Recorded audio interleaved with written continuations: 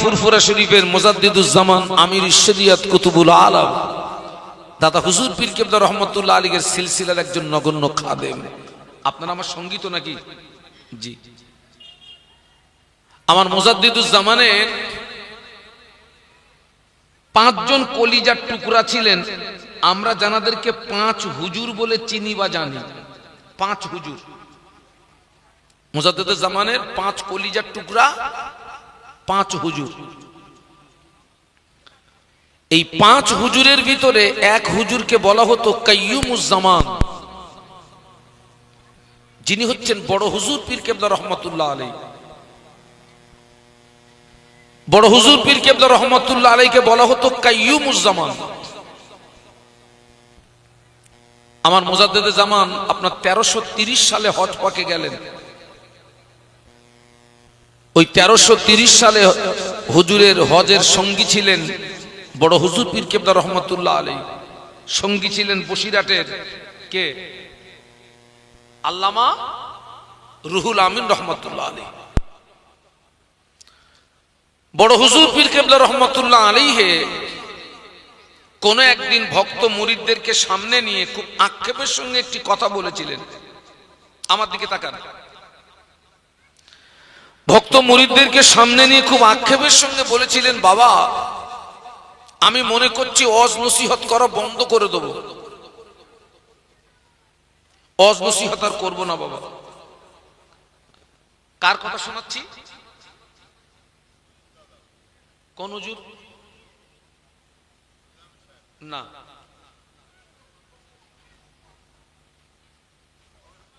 হ্যাঁ,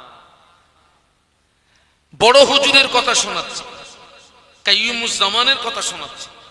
তিনি ভক্ত মুরিদদেরকে নিয়ে বললেন, বাবা আমি মনে করছি ওয়াজ নসিহত বন্ধ করে দেবো, ওয়াজ নসিহত আর করবো না বাবা। হুজুরের সঙ্গী সাথী মহব্বতের মানুষ তারা হুজুরকে বললেন, হুজুর আপনি এরকম কথা বলছেন কেন?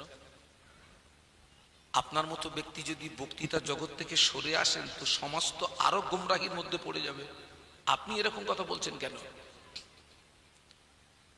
কাইয়ুমুজ্জামান বড় হুজুর পীর কেবলা রহমতুল্লাহ আলাইহিকে বলেছিলেন, বাবা আমি 3টে কারণে মনে করছি ওয়াজ করা বন্ধ করে দেব। 3টে কারণ।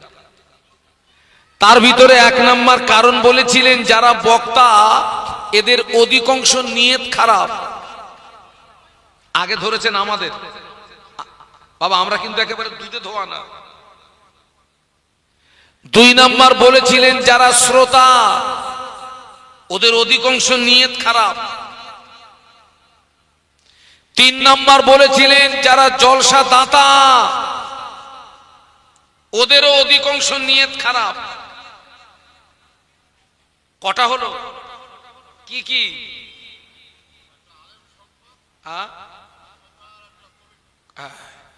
সব বক্তার কথা বলেননি, সব শ্রোতার কথা বলেননি, সব জলসা কমিটির কথা বলেননি। একটা শব্দ ব্যবহার করেছেন, অধিকাংশ। যখন উনি অধিকাংশ শব্দটা ব্যবহার করেছেন, ভালো আছে না নেই বলুন? আচ্ছা, এই 3 শ্রেণীর মানুষের নিয়ত যখন এক হবে, কি হবে? এক হবে। এক হবে মানে এই 3 শ্রেণীর মানুষের নিয়ত যখন আল্লাহর সন্তুষ্টির উদ্দেশ্য হবে, ওই মাহফিলে আল্লাহর পক্ষ থেকে রহমত বরকত নাজিল হবে। একটু সুবহানাল্লাহ বলুন। এবং ওই ওয়াজ নসিহত মানুষের হৃদয়ে রেখাপাত করবে। আর এই 3 শ্রেণীর মানুষের, এই 3 শ্রেণীর ভিতরে কারোর নিয়ত যখন বিগড়িয়ে যাবে, কথা শুনছেন নাকি? এই 3 শ্রেণীর ভিতরে কারোর নিয়ত যখন বিগড়িয়ে যাবে, ওই মাহফিলে আল্লাহর পক্ষ থেকে রহমত বরকত আসবে না।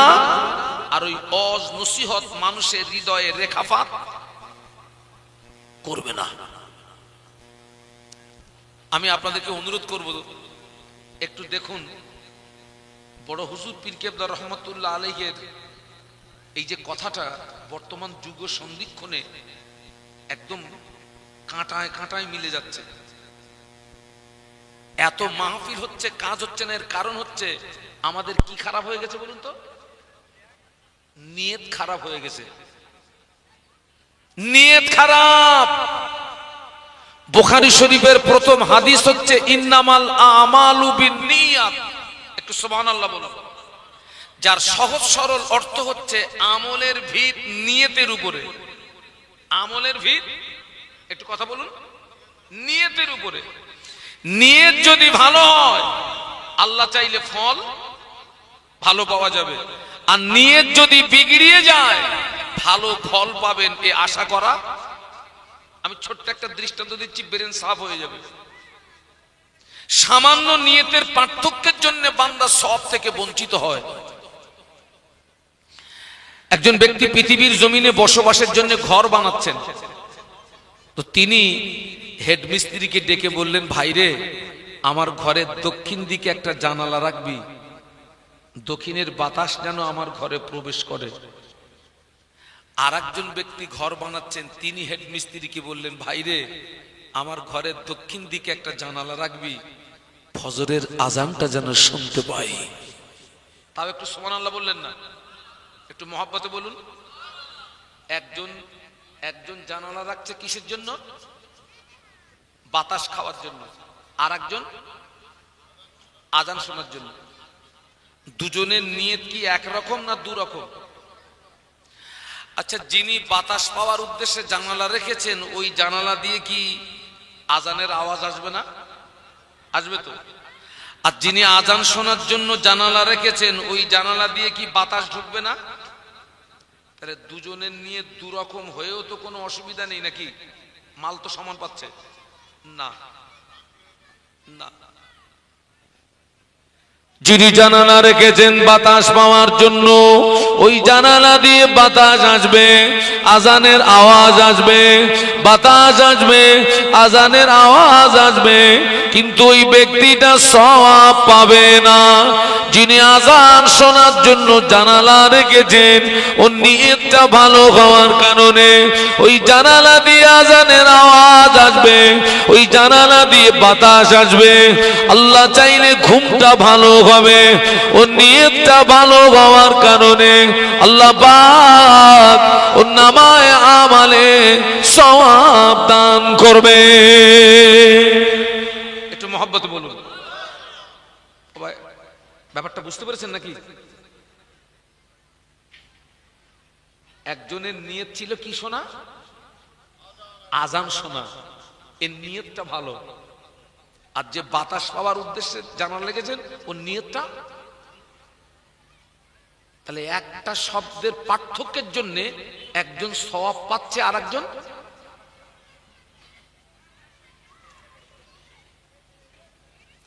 নিয়ত খারাপ। মাহফিল দিলে হবে না, মাহফিলে আসতে হবে। আসলে হবে না, মাহফিলে বসতে হবে। বসলে হবে না, ওয়াজ নসিহত শুনতে হবে। ওয়াজ নসিহত শুনলে হবে না, ওটা আমলে আনতে হবে। এটা হচ্ছে লাস্ট স্টপেজ।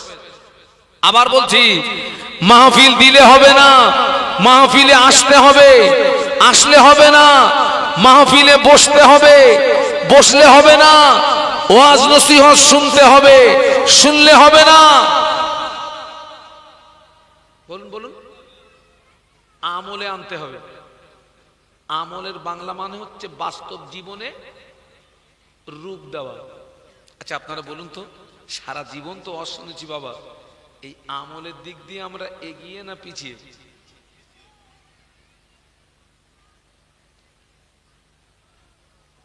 ওয়াজ এবং নসিহত তো, এটা তো আপনার তো ট্যাবলেটও না, আর এটা তো আপনার ক্যাপসুলও না যে আলেমরা বলবে এই শ্রোতারা, বাবাজিরা, মায়েরা সব হাঁ করেন তো, আজকে সব গিলিয়ে দিয়ে বাড়ি যাব। ওয়াজ নসিহত কি গেলানো জিনিস? এটা মানার জিনিস। মানলে উপকার, না মানলে কার ক্ষতি? যে মানেন, যে মানবে না তার ক্ষতি।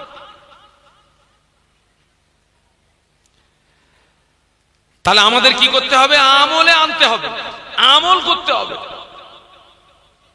আল্লাহ রাসূল কি বলছে দেখুন, قال النبي صلى الله عليه وسلم الناس كلهم غالقون إلا العالمون والعالمون كلهم غالقون إلا العاملون والعاملون كلهم غالقون إلا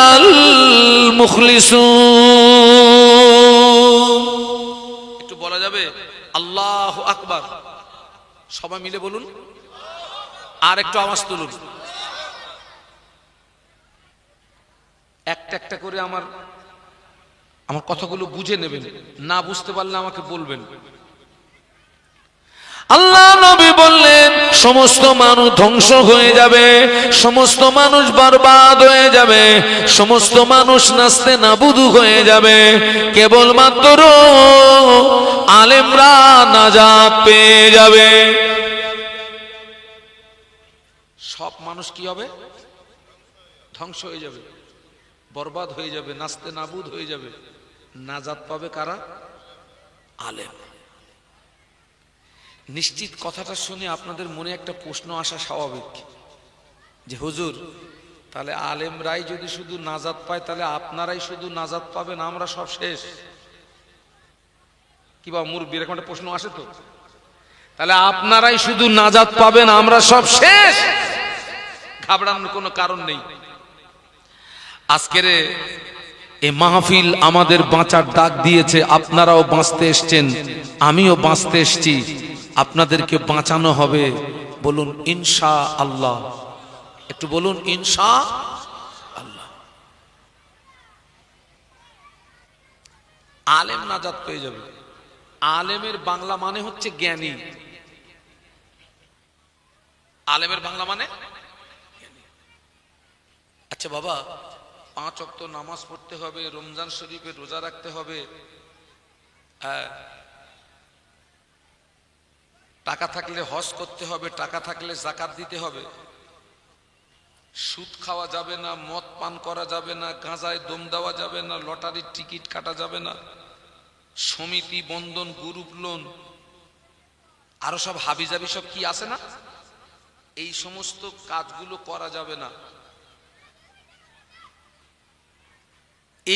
এই জাতীয় জ্ঞানগুলো আপনারা আমার সামনে যারা আছেন আপনাদের প্রত্যেকের এই জাতীয় জ্ঞানগুলো আছে না নেই? আছে না? 5 ওয়াক্ত নামাজ পড়তে হবে, আপনার রমজান শরীফে রোজা রাখতে হবে, টাকা থাকলে হজ করতে হবে, টাকা থাকলে যাকাত দিতে হবে, ওই সুদ ঘুষ মদ তাড়ি জেনা ব্যভিচারী এই সমস্ত কাজগুলো করা যাবে না। এই জ্ঞান আমাদের প্রত্যেকের আছে। তাহলে এই জ্ঞান যদি আপনাদের যদি থেকে থাকে, আপনারাও কি?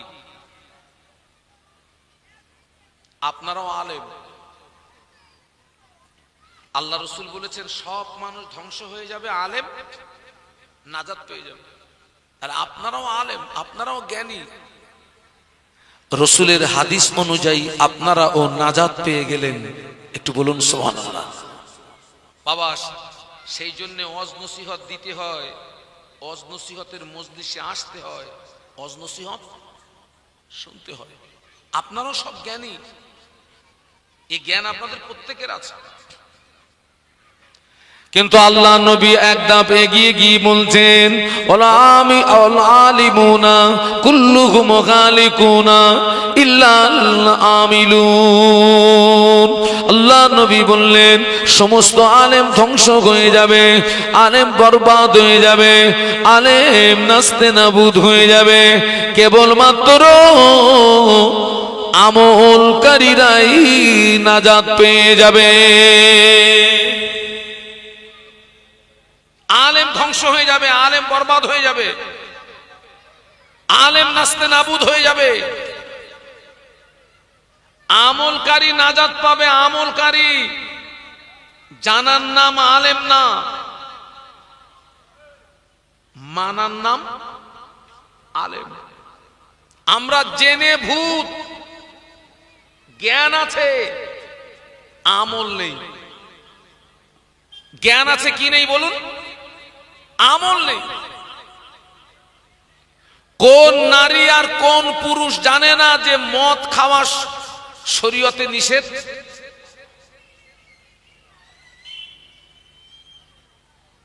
মদ খাওয়া নিষেধ এটা আমরা সবাই জানি না? জানি তো। এর পরেও এক শ্রেণীর মুসলমানদের ভিতরে মদের ফোয়ারা ছোটে না? আপনাদের গ্রামে হয়তো মদ টদ নেই বাবা, হয়তো একটু গাঁজা টাজা আছে।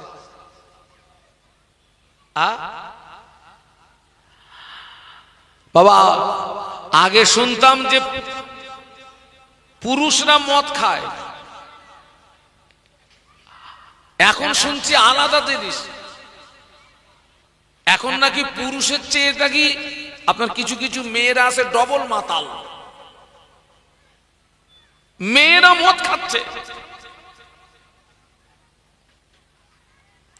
আমি অন্য কোন জাতের কথা বলছি না, আমার জাতের কথা বলছি।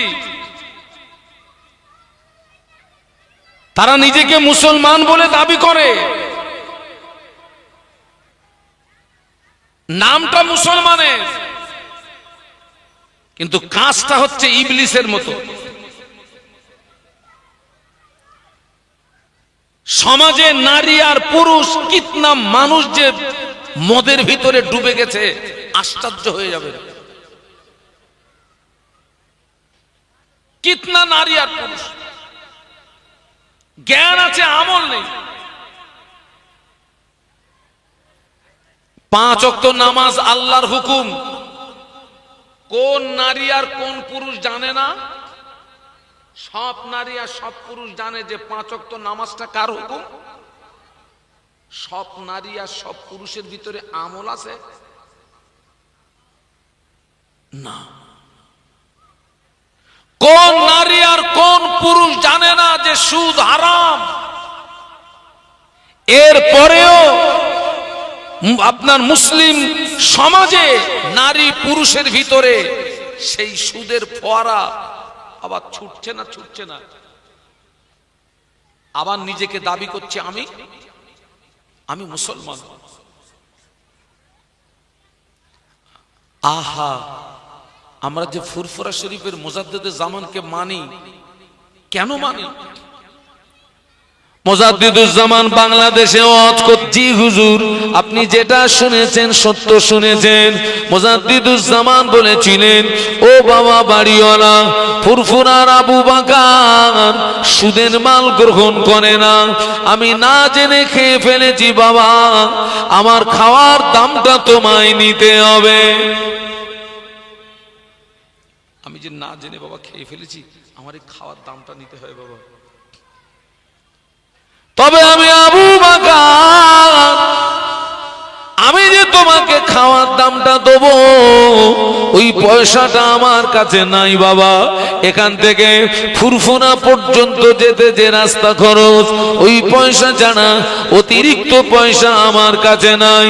বাড়িওয়ালা বলছেন, হুজুর আপনি আমাকে লজ্জা দেবেন না, হুজুর আপনি আমাকে শরম দেবেন না। আমি অঙ্গীকারবদ্ধ হচ্ছি, আর জীবনে কোনোদিন সুদ গ্রহণ করব না। একটু সুবহানাল্লাহ বলুন, একটু মহব্বতে বলুন।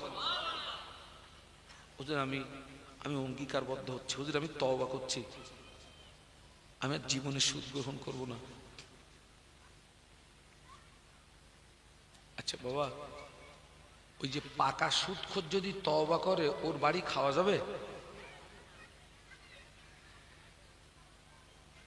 আচ্ছা এই যে আপনারা বললেন না, আপনারা কোন দলিলের, আপনার কিসের ভিত্তিতে বললেন না আমাকে একটু যদি আপনারা একটু বলেন। এই যে পাকা সুদখোর তওবা করলে ওর বাড়ি খাওয়া যাবে না, আপনি কিসের ভিত্তিতে না বললেন আমাকে একটু বলুন তো।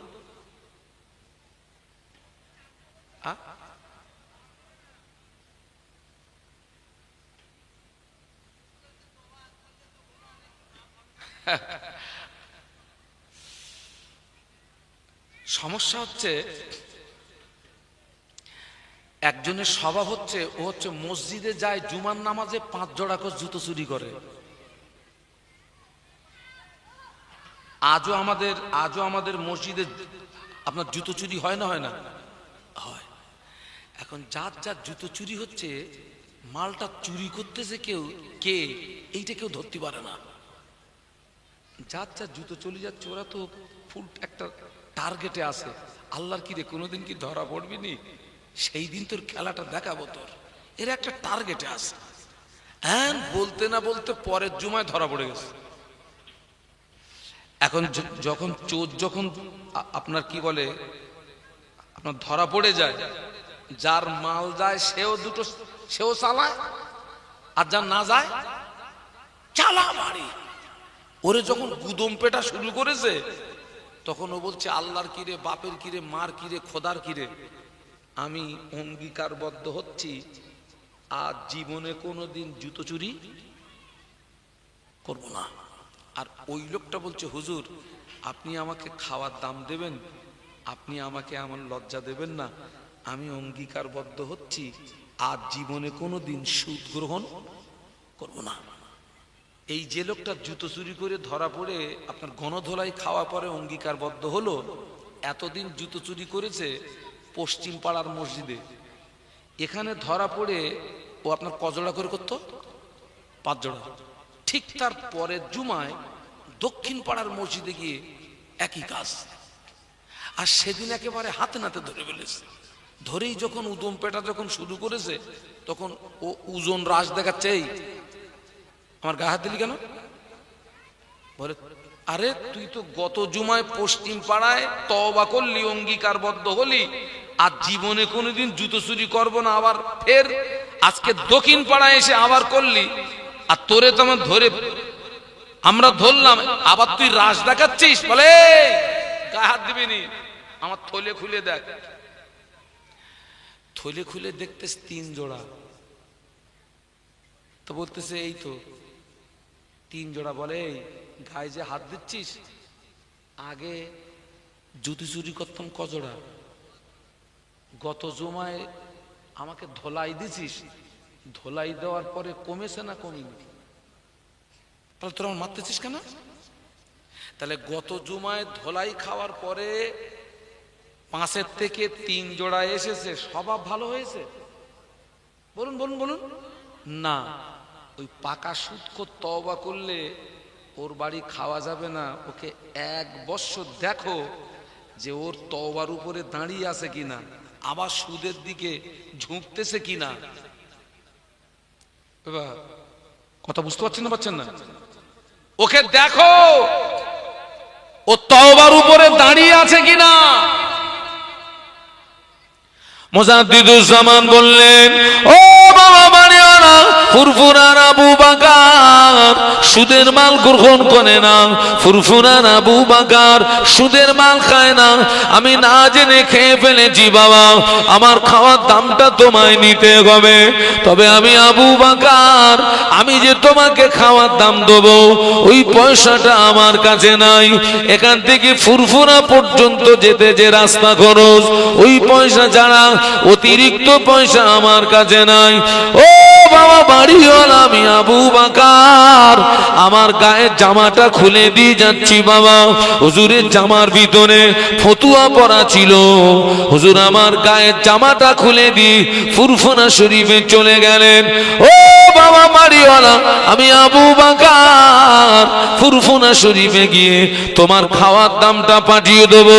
তারপরে আবু বাকারের জামাটা পার্সেল করে ফুরফুরায় পাঠিয়ে দিও। হুজুর সুদখোরের বাড়ি না জেনে খাওয়ার কারণে গায়ের জামা খুলে দিয়ে বাড়ি চলে গেলেন।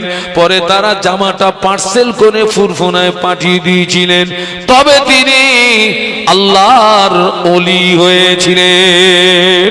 আমরা মুজাদ্দিদে জামানের ভক্ত বলে দাবি করি, 5 হুজুরের ভক্ত বলে দাবি করি, আবার খবর নিয়ে দেখছি মুজাদ্দিদে জামানের ভক্তর ভিতরে, 5 হুজুরের ভক্তর ভিতরে নারী পুরুষ নির্বিশেষে সুদের ফোয়ারা দেখতে পাওয়া যায়। এটা কি ভালোবাসা না এটা অন্য কিছু? বলুন বলুন।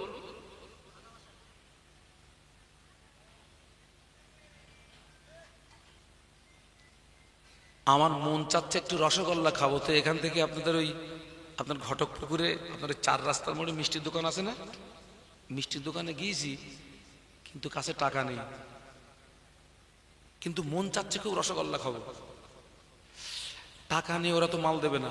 তো আমি কি করলাম, গাড়ির ভিতরে বসে আমার ওই আপনার ডায়েরি আছে, ডায়েরিটা বার করলাম আর পেনটা বার করলাম, করে আমার ওই ডায়েরির একটা পৃষ্ঠায় লিখলাম র দন্তস্ব গয়কাল লয় লয় আকার। কি লিখলাম? রসগোল্লা। ডায়েরির পৃষ্ঠায় লিখে পৃষ্ঠা চাটতেছি। হাগা রসগোল্লার টেস্ট পাওয়া যাবে? কেন? আরে আমি তো রসগোল্লার নাম লিখেছি তো ডায়েরিতে। দাদা হুজুরকে ভালোবাসি, 5 হুজুরকে ভালোবাসি, সুদ ছাড়তে পারেনি, মদ ছাড়তে পারেনি, তুমি হলে কাগজে লিখে চাটা পাটি। কি পাটি? তুমি আমার দাদা হুজুরকে ভালোবাসো ওই কাগজে লিখে চাটার মতন, 5 হুজুরকে ভালোবাসো ওই আপনার কাগজে লিখে চাটার মতো, প্র্যাকটিক্যালে না।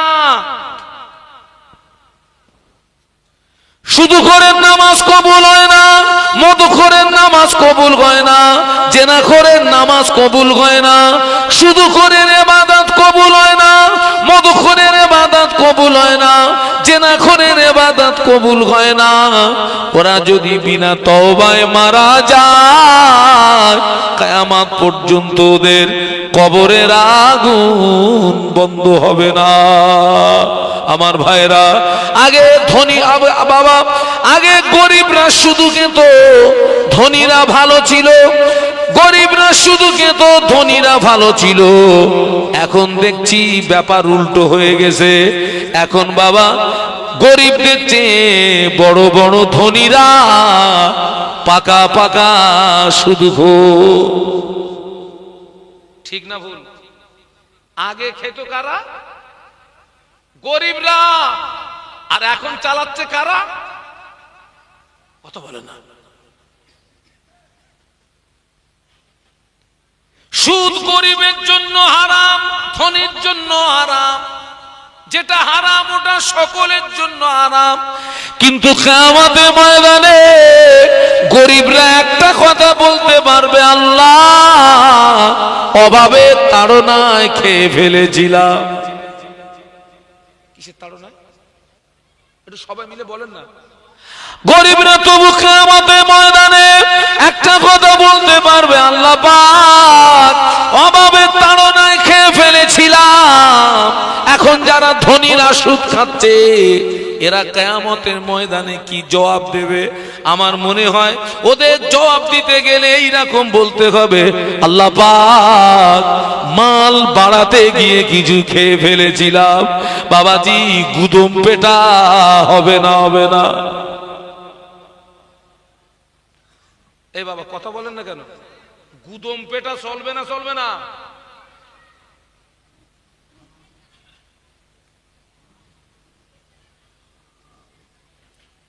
জ্ঞান আছে কিন্তু কি নেই? আমল নেই। মনে নেই? মনে নেই? জ্ঞান আছে কিন্তু আমল নেই। আগে পুরুষরা শুধু খেত, মহিলারা ভালো ছিল, পুরুষরা শুধু খেত, মহিলারা ভালো ছিল। কিন্তু মেয়েরা এখন বলছে আমাদের সমান অধিকার দেওয়া লাগবে। আগে মেয়েরা এখন কি চাচ্ছে? সমান অধিকার। বাংলাদেশের বিশ্ববিখ্যাত পেশা তাসলিমা নাসরিন কোরআনের ভুল ধরলো। কি ভুল ধরলো? কোরআনে আল্লাহ পাক জানিয়ে দিয়েছেন একটা পুরুষ 4টে মেয়েকে বিয়ে করতে পারবে। একটু সুবহানাল্লাহ বলুন। কোরআনের ঘোষণা, একটা পুরুষ 4টে মহিলাকে বিয়ে করতে পারবে, তবে শর্ত দিয়েছে বাবা, দাড়ি পাল্লার কাঁটা যদি সমান রাখতে পারিস তবে 4টের দিকে হাত বাড়াবি। দাড়ি পাল্লার কাঁটা যদি আপ ডাউন মারে, এই ভয় যদি থাকে, একটা নিয়ে সন্তুষ্ট হবি। আপ ডাউন মারা বোঝেন কি? সে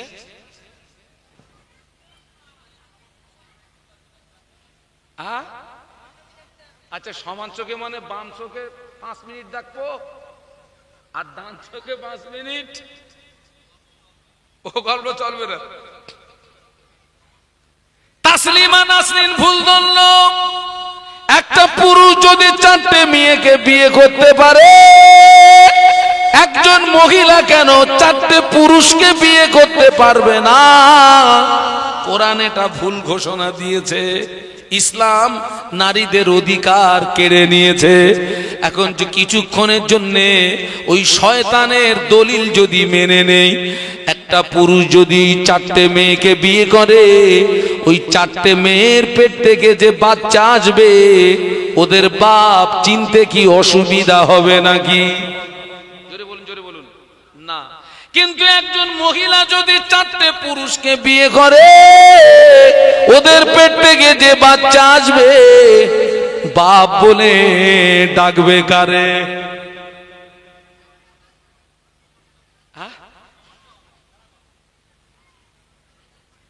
এই খোকা, একটা মেয়ে যদি 4টে পুরুষকে যদি বিয়ে করে, তো ওই মেয়ের পেটে যে বাচ্চা আসবে, ওই বাচ্চা কার প্রোডাকশনে?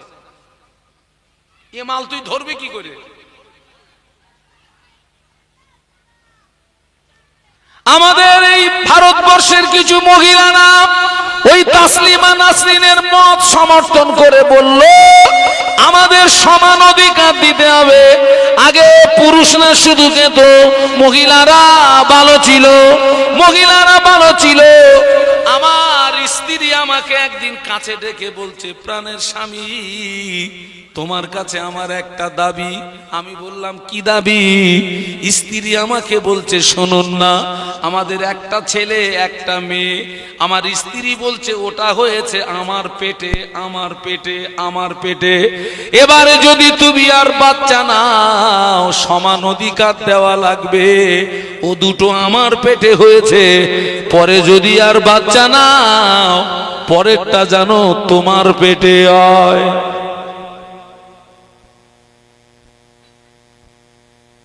আগে পুরুষরা শুধু গেত, মহিলারা ভালো ছিল, মেয়েরা চিন্তা করছে আমরা কেন বাদ যাব। এখন দেখছি সমাজ পুরুষদের চেয়ে মহিলারা ডবল হারামখোর। তবে সব মহিলা না, সমাজের অধিকাংশ নারী পুরুষদের চেয়ে পাকা পাকা শুধু খোর। আছে না নেই? একটু জোরে বলেন। আপনাদের গ্রামে না থাকতে পারে।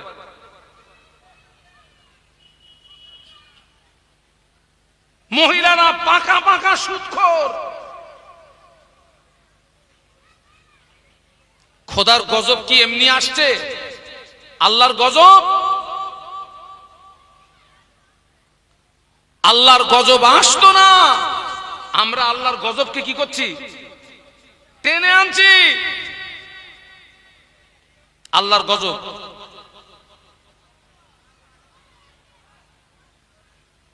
আমি আগে দূরে দাঁড়াতে মাহফিলে গেলে মেয়েদের কাছে দোয়া চাইতাম।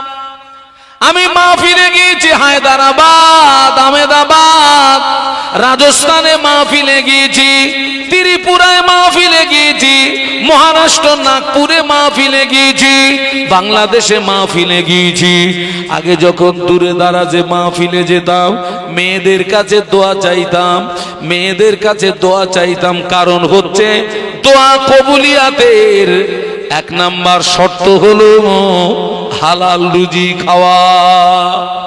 একটু সুবহানাল্লাহ বলুন, একটু জোরে বলুন।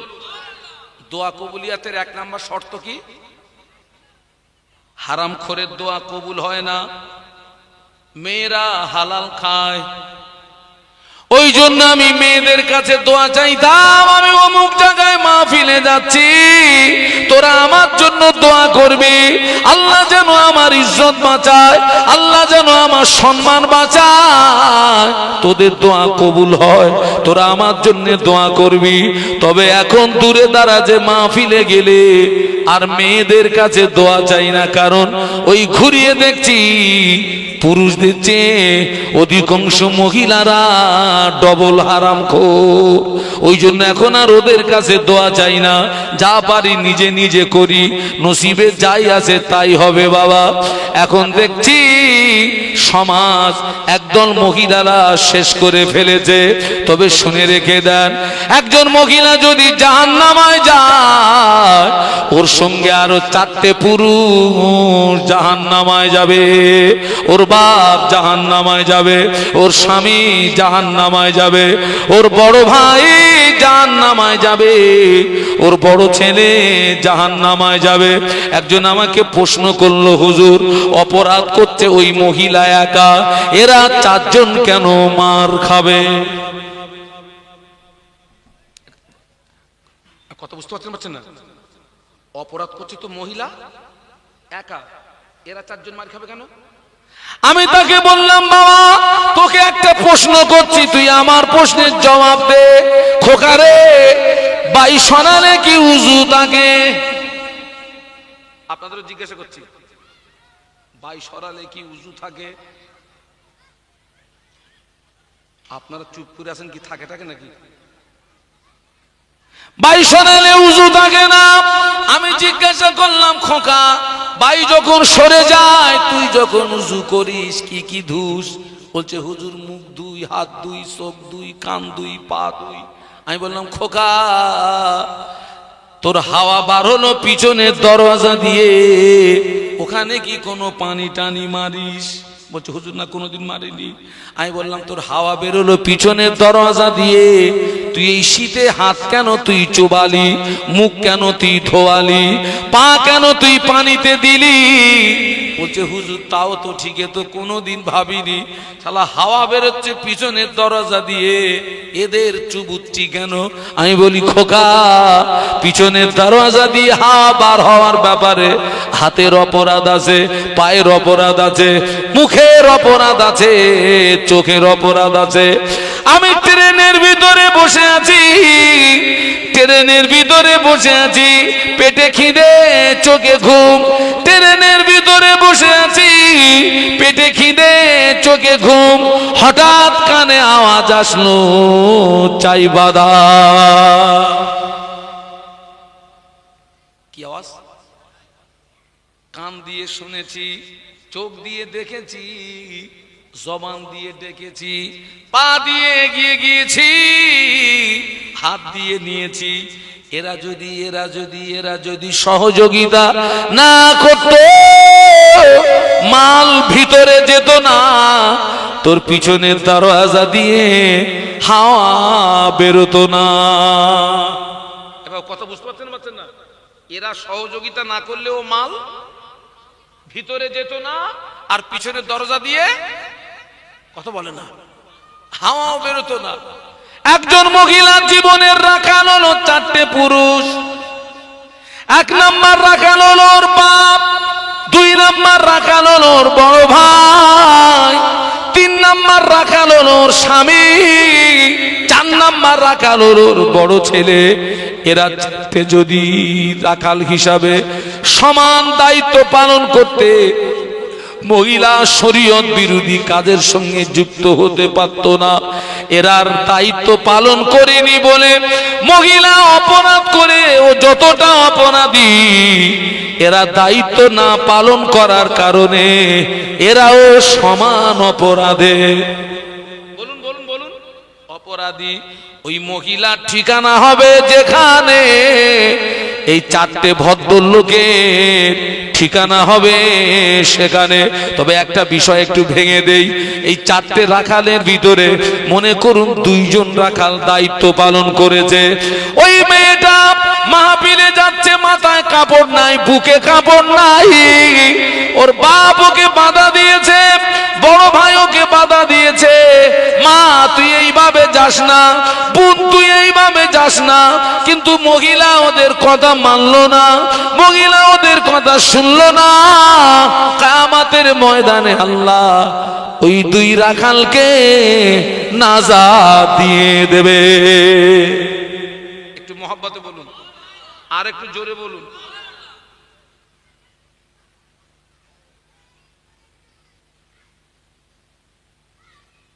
এই আমি আস্তে আস্তে গাড়ির ভিতরে একটু মোবাইল দেখছিলাম, আমি একটু সংবাদ শুনি ভাই, ওই যে প্যালেস্টাইনের সংবাদ, এক কথায় সব দেশের সংবাদ আমি একটু দেখি।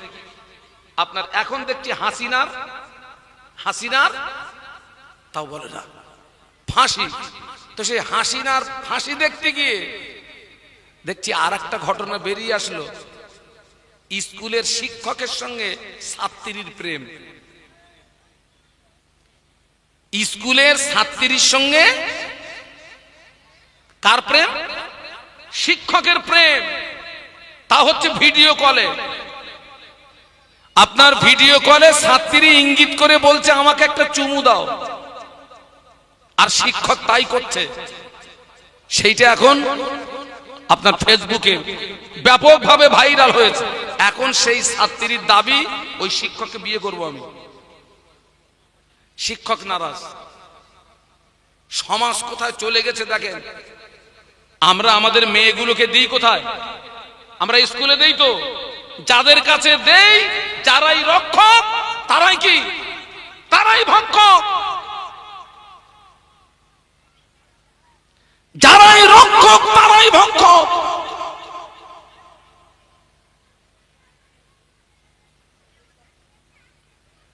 কঠিন সময় এসে গেছি, কঠিন সময়।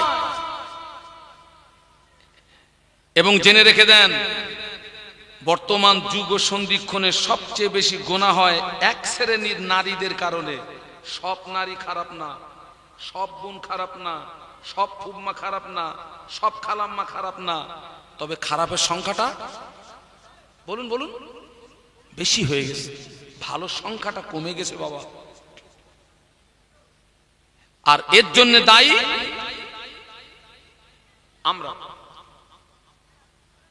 আমরা দায়ী।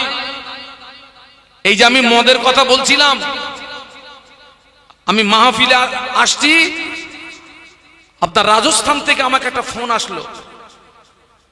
ফোনটা রিসিভ করলাম, দেখলাম আপনার একজন মহিলার গলা এবং কান্নার আওয়াজ। আমাকে রাজস্থান থেকে ফোন করছে, বলছে হুজুর আমি আপনার মাহফিল খুব শুনি, আমি আপনার কাছে ফোন করেছি এজন্য আমার স্বামী প্রতিদিন মদ খায় আর আমার উপরে অত্যাচার করে, আমাকে বেধড়ক মারে আমাকে। হুজুর আপনি একটু আমার জন্য দোয়া করবেন, আপনি কি বলে, আপনি আমার স্বামীর জন্য একটু দোয়া করবেন, আল্লাহ যেন ওকে হেদায়েত দেয়। প্রত্যেক দিন মদ খেয়ে আসবে আর আমাকে অত্যাচার করবে। ১৫০০ বছর আগে আল্লাহ রাসূল সাল্লাল্লাহু আলাইহি ওয়াসাল্লাম এই মদের বিরুদ্ধে সংগ্রাম করতে গিয়ে আল্লাহর নবীকে মার খেতে হয়েছিল। সেই মদ আজকে কার ঘরে? মুসলমানের ঘরে।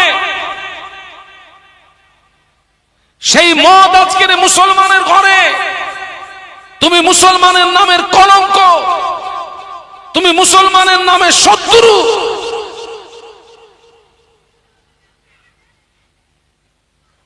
আমরা সমাজটাকে ধ্বংস করে ফেলেছি। সুদ, ঘুষ, মদ, তাড়ি, জেনা, ব্যভিচারিতে পুরো সমাজকে ডুবিয়ে ফেলেছি। ফেসটা ভালো রেখেছে। ফেস ফেস ফেস মানে কি? হ্যাঁ, সামনের দিক দিয়ে দেখছি পুরো একদম ফেরেশতা, ভিতরে গিয়ে দেখছি পুরো একদম ইবলিস। মানে ইবলিসও সময় সময় লজ্জা পায়, আল্লাহ তুমি আমাকে ইবলিস করেছো কেন? এরা মাল থাকতে ইবলিসও লজ্জা পায়। আল্লাহ হেদায়েত দান, বলুন আল্লাহুম্মা আমিন, বলুন আল্লাহুম্মা আমিন, বলুন আল্লাহুম্মা আমিন। আমি বক্তব্য শুরু করেছিলাম সব মানুষ ধ্বংস হয়ে যাবে, আলেম নাজাত পাবে। তারপরে বলেছিলাম আলেম ধ্বংস হয়ে যাবে, কারা নাজাত পাবে মনে নেই? আমলকারী। জানার নাম আলেম না, মানার নাম। কিন্তু আমাদের সমাজ দেখা যাচ্ছে নারী পুরুষ জ্ঞান আছে কিন্তু আমল নেই। ও ধ্বংস ধ্বংস ধ্বংস। পৃথিবীর কোন শক্তি ওকে বাঁচাতে পারবে না।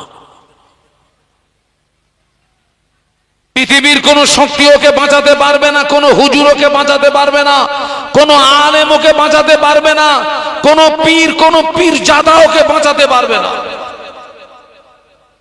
ও ধ্বংস ধ্বংস ধ্বংস। আল্লাহ ওদেরকে হেদায়েত দেন, বলুন আমিন। আমিন। আমি ঘুরিয়ে বলবো, যে পরিমাণে সমাজে সুদ ছড়িয়ে পড়েছে, মদ আমাদের ঘরে ঘরে প্রবেশ করেছে, সেই পরিমাণে নামাজ কিন্তু সব ঘরে এখনো আসেনি। যে পরিমাণে সুদ ঘরে ঢুকেছে সেই পরিমাণে নামাজ আসেনি। যে পরিমাণে মদ প্রবেশ করেছে আপনার সেই পরিমাণে নামাজ আসেনি। আল্লাহ পাক কোরআন শরীফের ভিতরে বললেন, মা তাকুমুর রাসূলু ফাখুযুহু ওয়া মা নাহাকুম আনহু ফান্তাহু। আল্লাহ বললেন, আল্লাহ পাক বললেন, বিশ্ববাসী, আমার হাবিব তোমাদের যেটা আদেশ করে আমার হাবিবের আদেশটাকে মেনে নাও। ওয়া মা নাহাকুম আনহু ফান্তাহু, আমার হাবিব যেটা নিষেধ করে ওটাকে তোমরা বর্জন করো। আমার হাবিবের আদেশটাকে মানো, আমার হাবিবের নিষেধটাকে ছাড়ো। কিন্তু এই আয়াত সামনে এনে আমাদের জীবন পরীক্ষা করলে দেখা যায় আল্লাহ নবী আমাদের যে কাজ করতে আদেশ করেছেন ওই কাজগুলো আমাদের দ্বারাই যতটা না হয়, আল্লাহ নবী আমাদের যে কাজ করতে নিষেধ করেছেন তুলনা অনুযায়ী ওই কাজগুলো আমাদের দ্বারাই কম হয় না বেশি হয়। বলুন। আল্লাহ পাক কোরআন শরীফের ভিতরে বলেছেন, ইয়া আইয়ুহাল্লাযীনা আমানু উদখুলু ফিস সিলমি কাফা ওয়া লা তাত্তাবিউ খুতুওয়াতিশ শাইতান ইন্নাহু লাকুম আদুউম মুবিন। আল্লাহ পাক বললেন, হে বিশ্বের ঈমানদার সম্প্রদায়, তোরা ইসলামের ভিতরে পূর্ণাঙ্গ দাখিল হয়ে যা। আল্লাহ আমাদেরকে ইসলামের ভিতরে পরিপূর্ণ দাখিল হওয়ার কথা বলেছেন। কিন্তু অধিকাংশ মুসলমান নরনারীর জীবন নিয়ে সমীক্ষা করলে দেখা যায় আমরা হাফ ইসলামের ভিতরে আর হাফ ইসলামের বাইরে। ঠিক না ভুল? হাফ ইসলামের ভিতরে আর হাফ। আগে বাবা, ওই যারা হাফ পুরুষ আর হাফ নারী ওদের কি বলে একটু জোরে বলেন? হিজড়ে। হিজড়ে তার মানে সমাজে একজন মুসলমান হচ্ছে হিজড়ে মার্কা। কি মার্কা? হিজড়ে। তুই ওর থেকে মুম্বাই রোডে ঘুরে যা, কাপড় পরে টলে যা, ভিক্ষে কর। ওই হিজড়েরা যেরকম ভিক্ষে করে টলে যা, ওই মুম্বাই রোডে টলে যা, দিল্লি রোডে টলে যা, ওই হিজড়েদের মতো ভিক্ষে কর। আল্লাহ বললেন, ইয়া আইয়ুহাল্লাযীনা আমানু উদখুলু ফিস সিলমি কাফা, হে বিশ্বের ঈমানদার সম্প্রদায়, তোরা ইসলামের ভিতরে পরিপূর্ণ দাখিল হয়ে যা।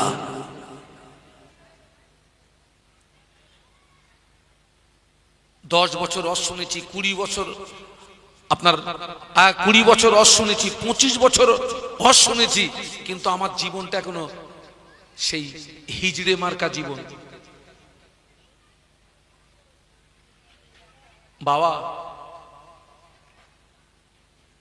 সমাজের এক শ্রেণীর মুসলমান হচ্ছে কুকুরের লেজ মার্কা মুসলমান।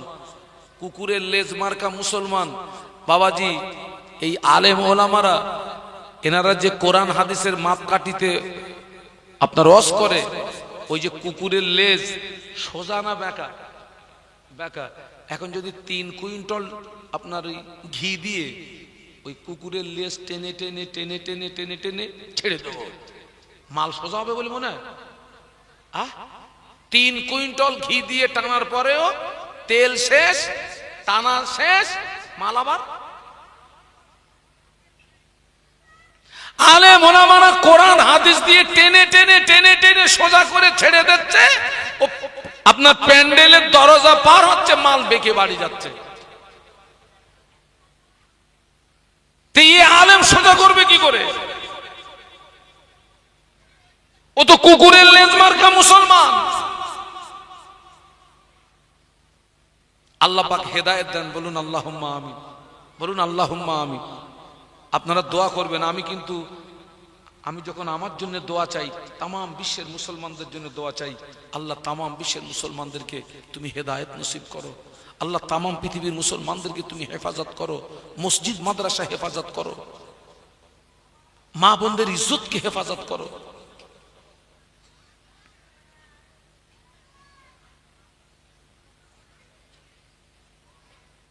অধিকাংশ ঘরে সুদ পৌঁছে গেল, অধিকাংশ ঘরে মদ পৌঁছে গেল, অধিকাংশ ঘরে লটারির টিকিট পৌঁছে গেল, কিন্তু সেই তুলনায় নামাজ সব ঘরে প্রবেশ করলো না। মদিনার মসজিদে নববী শরীফে আযান হয়ে গেল। মদিনার মসজিদে নববী শরীফে আযান হয়ে গেল। মদিনার মসজিদে নববী মুয়াজ্জিন হাফসি বেলাল মদিনার মসজিদে নববী শরীফে যখন আযান দিতেন, হাফসি বেলালের আযানের আওয়াজ আল্লাহ পাকের আরশ মুআল্লাতে পৌঁছে যেত। মদিনার মসজিদে নববী শরীফে আযান হয়ে গেল, সাহাবীরা মসজিদে চলে এসেছেন, সব সাহাবীরা মসজিদে চলে এসেছেন। আল্লাহ নবী মসজিদে আসেন নাই। আল্লাহ নবী বড় দুর্বল, আল্লাহ নবী বড় অসুস্থ, আল্লাহ নবী বড় কমজোর, আল্লাহ নবী মসজিদে আসেন নাই। সাহাবীরা মসজিদে এসেছেন ঠিকই, কিন্তু নবীর বর্তমানে নামাজ শুরু করতে পারে না। নবী সাহাবীরা আল্লাহ নবীর জন্য 10 মিনিট 20 মিনিট আধা ঘন্টা ইন্তজার করলেন, আল্লাহ নবী আসলেন না। সাহাবীরা এসেছেন, নবীর বর্তমানে নামাজ শুরু করতে পারলেন না। হাফসি বেলাল রাদিয়াল্লাহু আনহু আল্লাহ নবীর হুজরা শরীফের ভিতরে চলে গেলেন। আল্লাহ নবীর হুজরা শরীফের ভিতরে চলে গিয়ে আল্লাহ নবীকে সালাম দিলেন, আসসালামু আলাইকা ইয়া রাসূলুল্লাহ হাবিবাল্লাহ। হুজুর, মানুষেরা নামাজের জন্য ইন্তজার করছে, মানুষেরা নামাজের জন্য অপেক্ষা করছে। আল্লাহ নবী বলেছিলেন, বেলাল চলে যাও, মুর আবা বকরিন ফালিউসাল্লি বিন্নাস। আমার আবু বকরকে গিয়ে বলো, আমার আবু বকর যেন মানুষের নামাজটাকে পড়িয়ে দেয়। আল্লাহ নবী এই কথাটি যখনই বললেন, আমাদের আম্মা জান আয়েশা সিদ্দিকা রাদিয়াল্লাহু তাআলা আনহা আল্লাহ নবীর কথাটা শুনে বলেছিলেন, ইয়া রাসূলুল্লাহ হাবিবাল্লাহ, ইয়া রাসূলুল্লাহ হাবিবাল্লাহ, আমার আব্বাকে ইমামতির জায়গায় দাঁড় করাবেন না। আমার আব্বা জানের মনটা বড় নরম, আমার আব্বা জানের অন্তরটা বড় নরম। আমার আব্বাকে যদি ইমামতির জায়গায় দাঁড় করিয়ে দেন, আমার আব্বা আপনাকে না পেয়ে কেঁদে ফেলবে, আমার আব্বা আপনাকে না পেয়ে রোনাজারি করবে। হুজুর, এই দায়িত্বটা আপনার অন্য কোন সাহসী সাহাবীকে দিন। আল্লাহ নবী আবার বললেন, বেলাল চলে যাও, মুর আবা বকরিন ফালিউসাল্লি বিন্নাস। আমার আবু বকরকে গিয়ে বলো, আমার আবু বকর যেন মানুষের নামাজটাকে পড়িয়ে দেয়। আল্লাহ নবীর অনুমতিতে আবু বকর সিদ্দিক রাদিয়াল্লাহু আনহুর ইমামতিতে মদিনার মসজিদে নববী শরীফে নামাজ শুরু হলো। যখন নামাজ শুরু হলো, আল্লাহ নবী গণের ভিতরে থাকতে পারেন না। আল্লাহ নবী অস্থির হয়ে পড়লেন, আল্লাহ নবী ব্যাকুল হয়ে পড়লেন। আল্লাহ নবী 2 জন সাহাবীকে ডাকলেন, ও বাবা আলী, বাবা আব্বাস, আমার হুজরাতে আসো।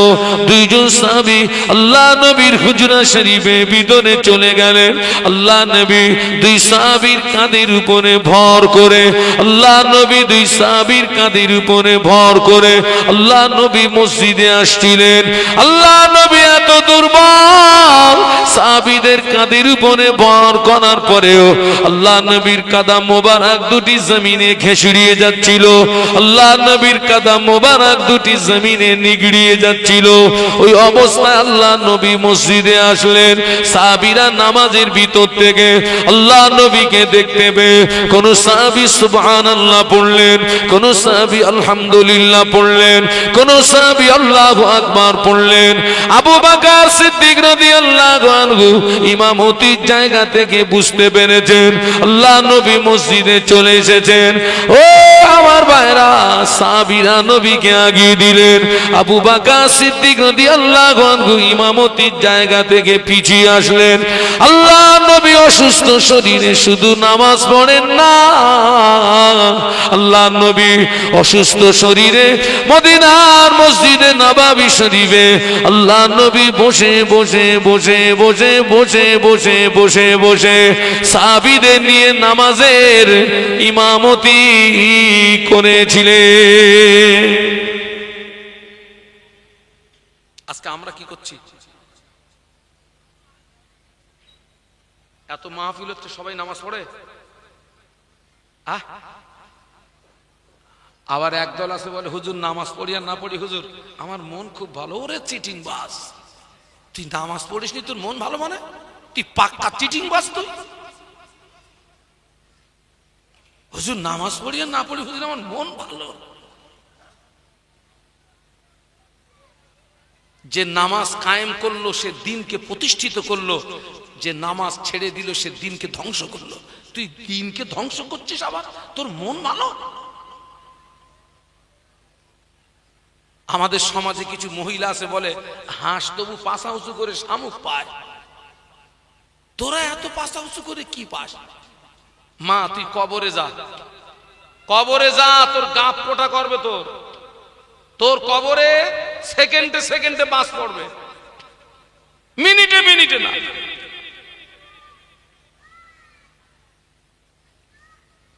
আল্লাহ নবী অসুস্থ, সাহাবীদের কাঁধের উপরে ভর করে আল্লাহ নবী মসজিদে গিয়ে সাহাবীদেরকে নিয়ে বসে বসে নামাজের ইমামতি করলেন। একটু জোরে বলুন। বাবা বাবা, নবীকে বাদ দিয়ে আল্লাহ পাওয়া যাবে, নাজাত পাওয়া যাবে, জান্নাত পাওয়া যাবে? নবীর ওই আদর্শটা আমার মধ্যে থাকার দরকার ছিল না, ছিল না? নাকি বলুন, আমি কি ভুল বলছি? আমি ভুল বললে বলে দেন, আমি আমার কথা উইডো করব, ফিরিয়ে নেবো আমি কথা। আমিও মানুষ, আমার ভুল আমার স্বাভাবিক। যে হুজুর আপনি ভুল বলছেন,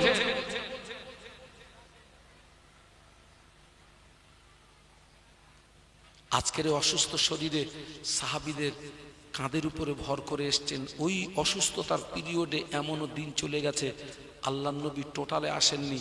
আবু বকর সিদ্দিক রাদিয়াল্লাহু আনহুর ইমামতিতে নামাজ হচ্ছে।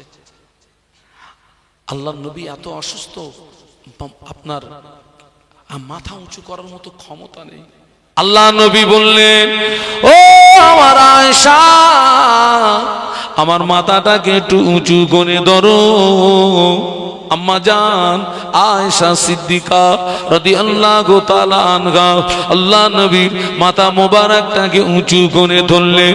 ঘরের পর্দাটাকে সরিয়ে দেওয়া হলো, ঘরের পর্দাটাকে সরিয়ে দেওয়া হলো। আল্লাহ নবী সাহাবীদের নামাজের দিকে চেয়ে আল্লাহ নবী নূরে চোখ দিয়ে দাদা দাদা দাদা দাদা দাদা দাদা দাদা করে পানি গড়িয়ে যায়। আম্মা জান আয়েশা সিদ্দিকা রাদিয়াল্লাহু তাআলা আনহা বলেছিলেন, ইয়া রাসূলুল্লাহ হাবিবাল্লাহ মা ইউবকিকা, কোন দুঃখে আপনি কাঁদছেন, কোন কষ্টে আপনি কাঁদছেন? ও আল্লাহ নবী বলেছিলেন, বিবি আয়েশা সিদ্দিকা রাদিয়াল্লাহু তাআলা আনহা, আজকের কান্নাটা আমার দুঃখের কান্না নয়, আজকের কান্নাটা আমার বেদনার কান্না নয়। আমি রাসূলুল্লাহ আজকের মসজিদে নাই, আমার সাহাবীরা যেভাবে নামাজ আদায় করছে, এই নামাজকে প্রতিষ্ঠিত করতে গিয়ে মক্কার কাফেররা আমার মাথায় পচা উটের ভুঁড়ি চাপিয়ে ওরা আমাকে মারার চেষ্টা করেছিল। এই নামাজকে প্রতিষ্ঠিত করতে গিয়ে মক্কার কাফেররা আমার গলায় দড়ি ফাঁসি করি ওরা আমাকে টানাটানি করেছিল, এই নামাজকে প্রতিষ্ঠিত করতে গিয়ে আমার দান্দান শহীদ হলো। এই নামাজকে প্রতিষ্ঠিত করতে গিয়ে তায়েফের মাটিতে আমাকে রক্ত দিতে হলো। ও আমার আয়েশা, আমি রাসূলুল্লাহ আজকে মসজিদে নাই, আমার সাহাবীরা যেভাবে নামাজ আদায় করছে, ভবিষ্যতের একটা ছবি আমার সামনে ফুটে উঠেছে, ভবিষ্যতের একটা চিত্র আমার সামনে ফুটে উঠেছে। আমি রাসূলুল্লাহ একদিন পৃথিবীর জমিনে থাকবো না, আমার উম্মতেরা এইভাবে নামাজ আদায় করবে, ওই আনন্দে আমার চোখের পানি গড়িয়ে যায়। ও আমার আয়েশা, আজকের এই কান্নাটা আমার দুঃখের কান্না নয়, আজকের এই কান্নাটা আমার বেদনার কান্না নয়, আজকের এই কান্নাটা হলো আমার আনন্দেরই কান্না। একটু মহব্বতে বলা যাবে, আর একটু আওয়াজ দিয়ে বলা যাবে?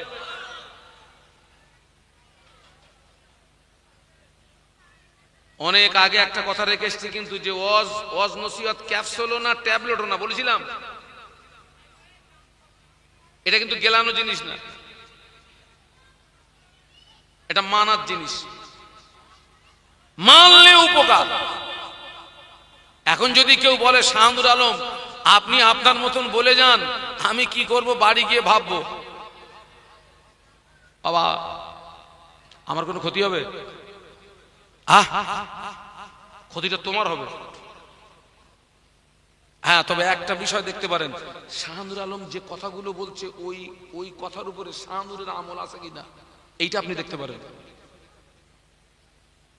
শাহানুর আলম যে কথাগুলো বলছে ওই কথার উপরে শাহানুর আলম আমল করে কিনা, ওইটা আপনি দেখতে পারেন।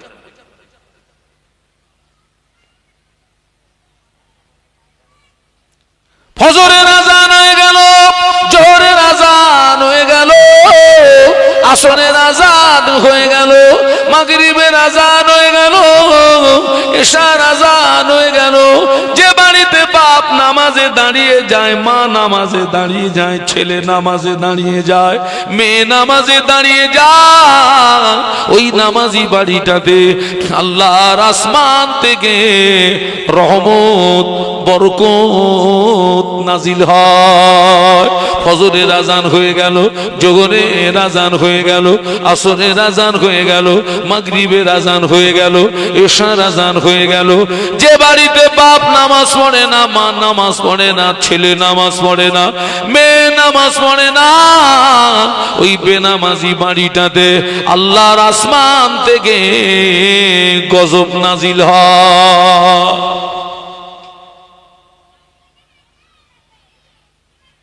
আগে অনেক বাড়ি থেকে আমাদের বাপ দাদাদের আমলে দেখেছি, চাচাদের আমলে দেখেছি, অনেক বাড়িতে ফজরের নামাজের পরে কোরআন তিলাওয়াতের আওয়াজ শুনতে পাওয়া যেত।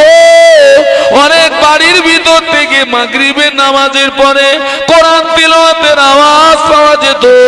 সেই দাদা কবরে চলে গেছে, বাপ কবরে চলে গেছে, মা কবরে চলে গেছে, ওই বাড়ির ভিতর থেকে আর কোরআন তিলাওয়াতের আওয়াজ পাওয়া যায় না। সকাল সন্ধ্যা কোরআন তিলাওয়াতের আওয়াজ পাওয়া যায় না। ওই ঘরের ভিতর থেকে কোরআনের পরিবর্তে গানের আওয়াজ শুনতে পাওয়া যায়। ঠিক বলছি না ভুল বলছি? আগে অনেক বাড়ির ভিতর থেকে আপনার ফজরের নামাজের পরে কিসের আওয়াজ আসতো? কোরআন তিলাওয়াতের আওয়াজ। অনেক বাড়ির থেকে মাগরিবের নামাজের পরে কিসের আওয়াজ আসতো? কোরআন তিলাওয়াতের আওয়াজ। এখন সেইটা পাল্টিয়ে এখন আগা কিসের আওয়াজ আসছে? গানের আওয়াজ। তোর বাড়ির দুপুরি মাস পড়বে,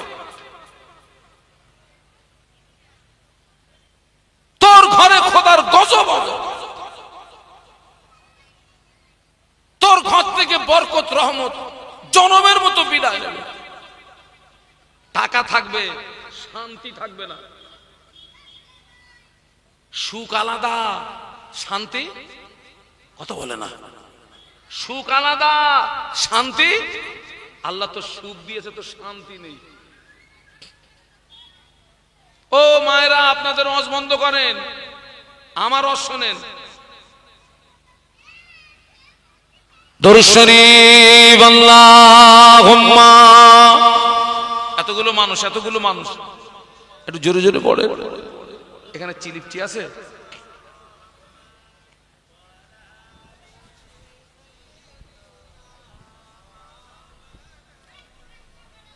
একটু জোরে জোরে পড়েন। আল্লাহুম্মা সাল্লি আলা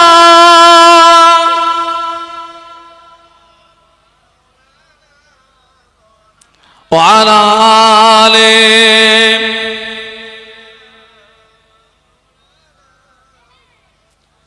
पैगंबरों का रोजा दिखा दे खुदाया,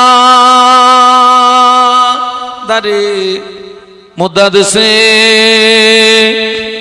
मिला दे खुदाया, शराबे मोहब्बत पिला दे खुदाया, पैगंबरों का रोजा दिखा दे खुदाया। अल्लाहुम्मा पढ़ो बाबा, जबान खुले पढ़ो।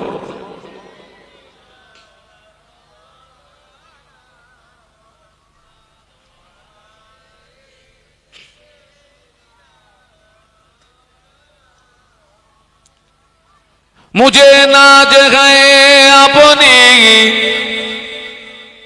खुशकिस्मती पर, मेरे हाथ में गए दामने मुस्तफा की, नगम गए फुआर का न तूफा का परोआ, मैं डूबूंगा फिर भी किनारा करूंगा। अल्लाहुम्मा जोरे जोरे जोरे जोरे बोले।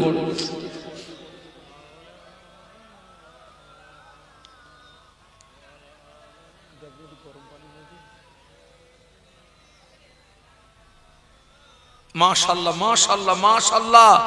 একটু কলেমার জিকির লা ইলাহা ইল্লাল্লাহ পড়ো বাবা, জবান খুলে পড়ো।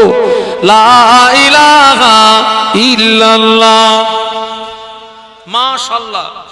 হ্যাঁ, লা ইলাহা ইল্লাল্লাহ মুহাম্মাদুর রাসূলুল্লাহ, बोलो ला इलाहा इल्लल्लाह। माशाल्लाह माशाल्लाह। ला इलाहा इल्लल्लाह मुहम्मदुर रसूलुल्लाह। अल्लाहुम्मा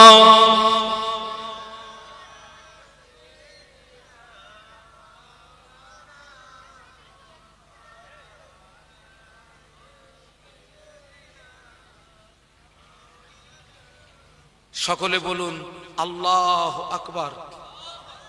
আপনাদের কষ্ট হচ্ছে না তো? হ্যাঁ, কষ্ট যদি না হয় তো একটু আওয়াজ দেন না, আল্লাহু আকবার। আরো আওয়াজ বাড়াতে হবে। এ যা আওয়াজ দিয়ে দাঁড়ান দাঁড়ান দাঁড়ান, এ যা আওয়াজ দিয়েছেন 3.5-এর আওয়াজ। আমি 3.5-এর হুজুর না, আমি 10টার হুজুর। আওয়াজ দেন আল্লাহু আকবার। আরো আওয়াজ তোলেন, বলুন আল্লাহু আকবার। আল্লাহকে ডাকলে আল্লাহ খুশি হয় না, রেগে যায়। আল্লাহ কোরআনে বলেছেন উদউনি আস্তাজিব লাকুম, বান্দা তুই আমাকে ডাক, আমি আল্লাহ তো ডাকে সাড়া দিয়ে থাকি। একটু বলুন সুবহানাল্লাহ।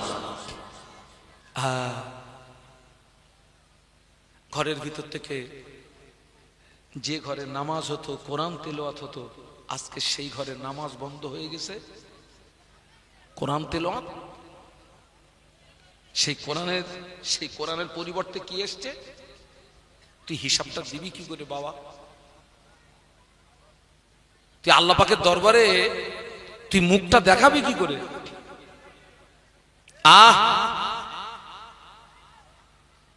ও মায়েরা, ও বোনেরা, একটু ভাবুন, একটু চিন্তা করুন। ছেলেরা, যুবকেরা, একটু ভাবো, একটু চিন্তা করো। এই দুনিয়াটা হচ্ছে ক্ষণস্থায়ী। আখেরাত, আখেরাত দুনিয়া 50 বছর, 60 বছর, 70 বছর, 80 বছর। আবার তো কম বললে অনেকে রাগ হয়, হুজুর 80 বছর কম হয়ে গেল, আমি কি বেশি বললে তুই বেশি বাঁচবি? তাহলে তুই 150 বছর নে, আমি বললে তুই বেশি বাঁচবি? হায়াত মউত কার হাতে? আল্লাহর হাতে। আমার ছেলেরা, আমার যুবকেরা, সোনার টুকরারা, আমি তোমাদের ভাই মোহাম্মদ শাহানুর আলম, আমি কিন্তু ভোগলামি দিতে আসিনি। হ্যাঁ, আমি ভোগলামি দিতে আসিনি। এই যে আজকের মাহফিলটা হচ্ছে, একটা মাহফিল দিতে গেলে কত কষ্ট জানেন? ওই যে কমিটির ছেলেরা, আপনার খবর নিয়ে দেখেন, ওরা আজ কদিন পাগলা হয়ে গেছে। ওরা 500 টাকা দেবে, সকালে আয়, বিকালে আয়, আসরে আয়, মাগরিবে আয়, তাহাজ্জুদে আয়, চাষতে আয়, তারপরে 500 টাকা। আমিও তো একটা মাহফিল চালাই, আমার মাদ্রাসার ইসালে সব 24-25 মাঘ, এইসব মিডিয়াওয়ালারা সব যায় 24-25 মাঘ। এই আমাকে সারা রাত আমাকে আপনার ওয়াজ নসিহত করতে হয়। আবার দিনের বেলা আমার কিছু মহব্বতের মানুষ আছে, ভাই রে কিছু টাকা দে, আমার মাদ্রাসার ইসালে সব দে ভাই, নইলে চালাবো কি করে? এই রাত জেগে আবার দিনের বেলা ঘুরে ঘুরে ঘুরে ঘুরে ঘুরে ঘুরে মানুষের কাছে হাত পাততে হয় দিনের জন্য, ইসলামের জন্য। আপনাদের আব্বা আম্মার দোয়া, আল্লাহ আমাকে প্রত্যেক রাতে যা অর্থ দেয়, আমার একটা ছেলে একটা মেয়ে, আমরা স্বামী স্ত্রী 4 জন, আব্বা মা সব জনমের মতো কবরে চলে গেছে। আমি তো ওয়াজ করব, বাড়ি গিয়ে আরামসে ঘুমোবো, সারা দিন শুধু ঘুমোবো, নো টেনশন। এরপরেও আমাকে সমাজের মানুষের কাছে হাত পাততে হয় দিনের স্বার্থে, ইসলামের স্বার্থে। একটা ছেলে যদি হাফেজে কোরআন তৈরি করতে পারি, 5টা ছেলে যদি হাফেজে কোরআন তৈরি করতে পারি, 10টা ছেলে যদি হাফেজে কোরআন তৈরি করতে পারি, ওটাই তো সবচেয়ে বড় পাওনা, ওটাই তো সবচেয়ে বড় পাওনা। আল্লাহু আকবার।